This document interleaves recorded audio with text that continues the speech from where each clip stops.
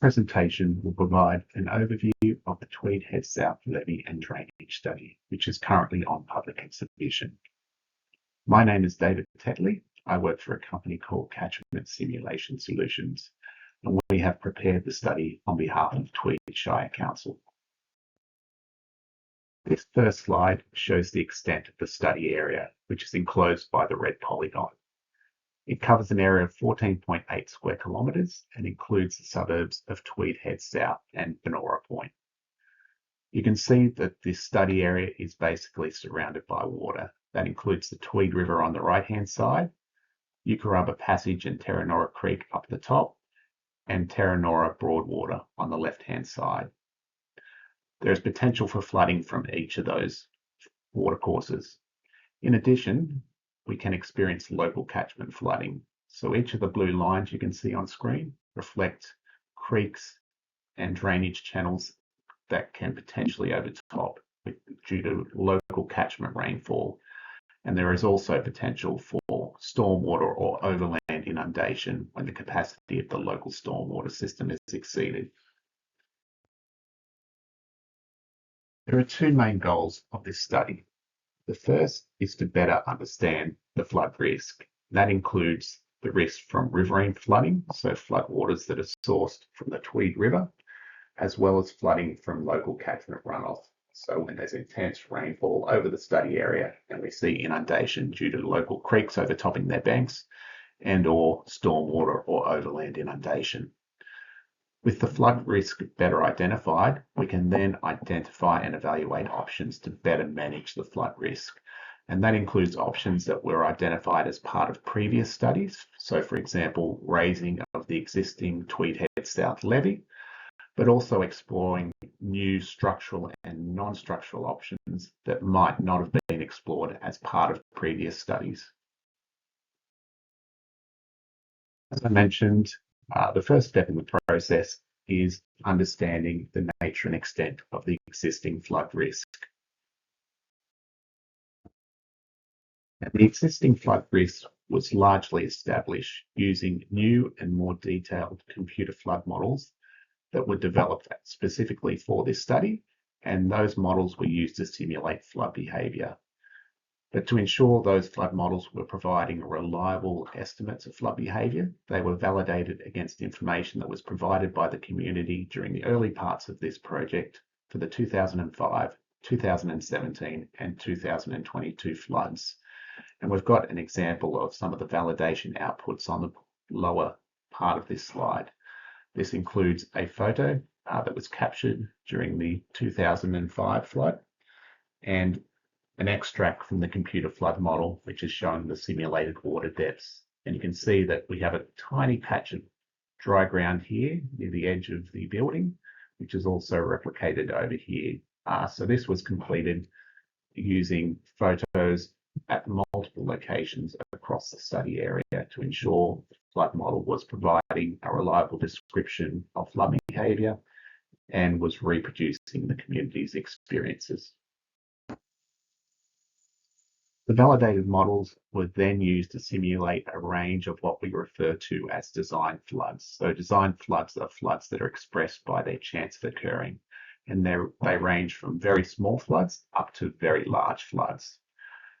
Once those design floods had been run, the results from those models could be used to prepare flood mapping to help us to understand the flood risk. This is an example of one of the flood maps. This is for the 5% annual exceedance probability or 1 in 20 chance per year flood. And the different colours here reflect different water depths. So aqua being quite shallow, right through to red being water depths of more than 2 metres. And you can see that along the main rivers, so the Tweed River, we've got very deep water, but across much of the study area, we do see shallow inundation that's largely captured within the road reserve. So this is that local catchment overland inundation I was referring to earlier. So on balance, the flood risk isn't too bad in the 5% AEP flood. We do have an existing levee that runs along and protects part of Tweed Heads South, and that is not predicted to overtop in such an event.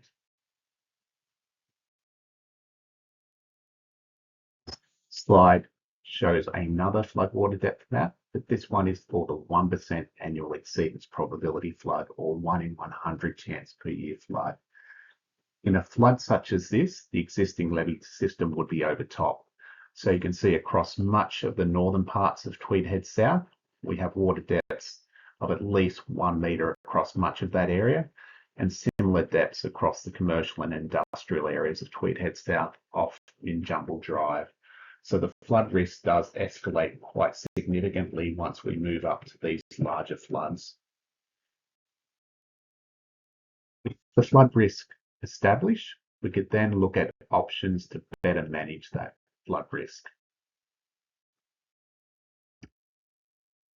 Types of flood risk management options that were investigated as part of this project included flood modification options, property modification options, and response modification options. So flood modification options are typically structural options that target reducing the depth and extent of inundations across specific locations. They include options such as levees, pumps, stormwater upgrades, terrain modifications, and channel modifications. Property modification options are options that target flood risk across individual properties. This includes voluntary house purchase and voluntary house raising, which is targeting existing buildings, as well as planning updates, which largely target future buildings. And finally, response modification options are options that change the way in which the community, as well as emergency services, respond to a flood. That's before, during, and after an event.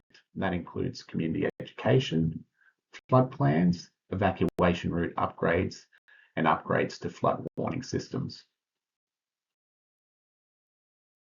As far as the flood modification options are concerned, they were evaluated against a range of criteria. That included the hydraulic impacts, so how effective each of these options was at reducing flood levels and extents, the economic impacts, so how effective each of these options was at reducing flood damage costs, as well as any technical and environmental hurdles that may make implementation difficult. One of the advantages of using a hydraulic computer model is we can include different mitigation options in that model to see how effective they are at reducing existing flood levels and extents. What I have up on screen at the moment here are what we refer to as flood level difference mapping. This shows how the potential mitigation options are predicted to reduce the existing flood levels. So anytime you see a green or a blue, it indicates that existing flood levels are predicted to drop as a result of this option. Conversely, if you see yellows, oranges, or reds, it indicates existing flood levels are predicted to increase. So the flood level difference map on the left shows the benefits of raising the existing Tweed Heads South levee. And you can see by the extensive dark blue across all of this area, it indicates we're seeing existing flood levels reduced by 0.5 metre at least during a 1% AEP flood. On the right-hand side, we've got another flood level difference map. This is showing the benefits of installing a new levee alongside Filt Parade. And again, you can see dark blue, purple colours, which indicates that we're seeing at least a 0.5 metre reduction if this option was implemented.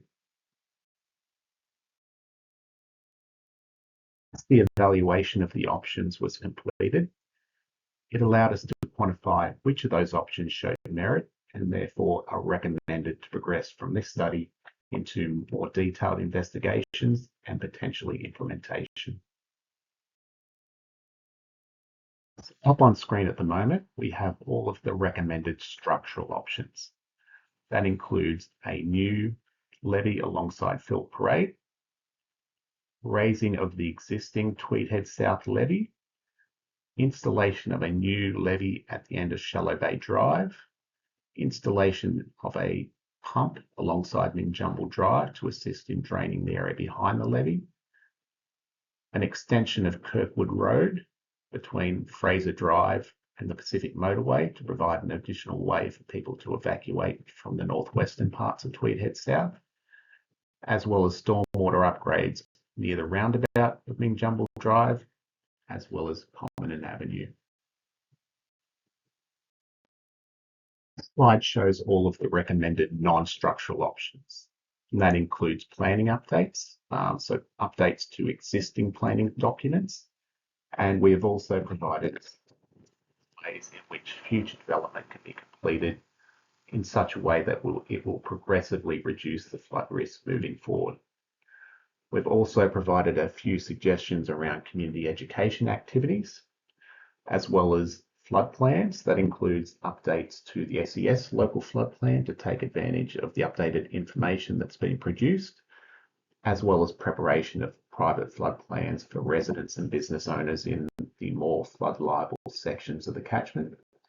And finally, some upgrades to the flood warning system, and specifically including Tweed Heads and Tweed Heads South as a forecast location for the existing flood warning system. The outcomes of all components of work were drawn together into a draft report, which is currently on public exhibition. The public exhibition of the draft report will run from the 8th of September through to the 26th of October 2025. As part of the public exhibition, we'll be running an online information session on the 24th of September between 10 a.m. and 11 a.m. That will provide an expanded version of this presentation, and it will also provide you with an opportunity to ask any questions about the study. We'll also be running 3 community drop-in information sessions. The first of those will be held at the Salvation Army Tweed Centre at Banora Point, and that'll be held on the 1st of October between 1:30 p.m. and 3:30 p.m. The second information session will be held at the Tweed Heads South Community Services building at Tweed Heads South. That will also be held on the 1st of October 2025 and will run from 5:30 to 7:30 p.m. The third information session will be held at the Pacific Coast Christian School at Tweed Heads South, and that will specifically focus on the Filt Parade area and the Filt Parade Levee, which is one of the recommended options. That information session will run on the 14th of October between 4 p.m. and 7 p.m. If you wish to provide feedback or make a submission on the draft report, that can be done in one of 3 ways. Firstly, you can visit the Your Say Tweed website, which provides an online survey. You can also send an email to the email address listed up on screen at the moment, or you can make a written submission by mail to the General Manager at the address up on screen at the moment.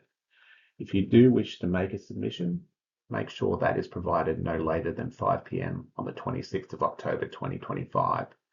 And all comments and submissions that are received will be reviewed and addressed as part of the final report.